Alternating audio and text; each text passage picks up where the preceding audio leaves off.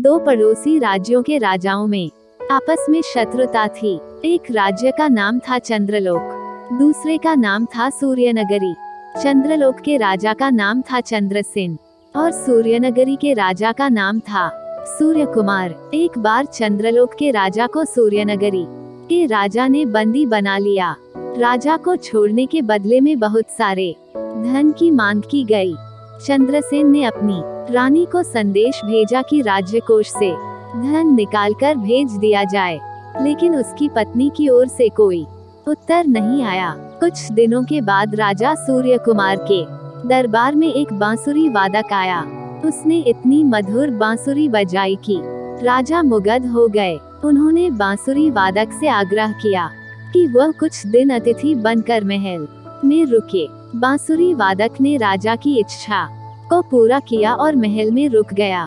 5 दिन बाद जब वह अपने देश वापस जा रहा था, तब राजा सूर्यकुमार ने उससे कहा, हम आपको अपनी ओर से कोई उपहार देना चाहते हैं, आप अपनी इच्छा हमें बताएं।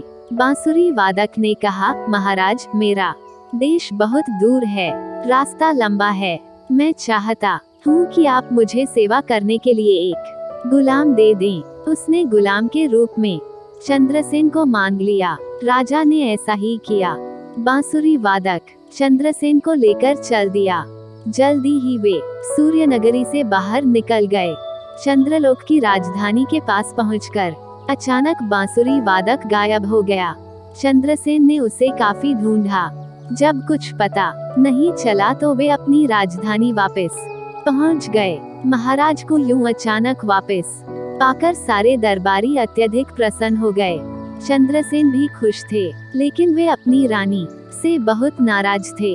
घातक कि वे रानी से नहीं मिलना चाहते। हमारा संदेश मिलने पर भी उन्होंने हमें छुड़ाने के लिए कुछ नहीं किया, यहाँ तक कि हमारे संदेश का कोई भी उत्तर नहीं दिया। जे जौलेवे दरबार में यह घोषणा करने ही वाले थे कि वे अपनी रानी से हमेशा के लिए अलग हो रहे हैं। तभी बांसुरी की मधुर आवाज सुनाई दी। अचानक वही बांसुरी वादक वहां आ पहुंचा। अब राजा चंद्रसेन ने बांसुरी वादक को ध्यान से देखा। वो और कोई नहीं, स्वयं महारानी थी। महारानी, आप तो आपने हमें छुड़ाया है। आपकी चतुराई के कारण हमें अपने राज्य कोष से धन भी नहीं निकालना पड़ा। आप सचमुच बुद्धिमान हैं। इस तरह रानी ने राजा चंद्रसेन के हृदय में और भी गहरा स्थान बना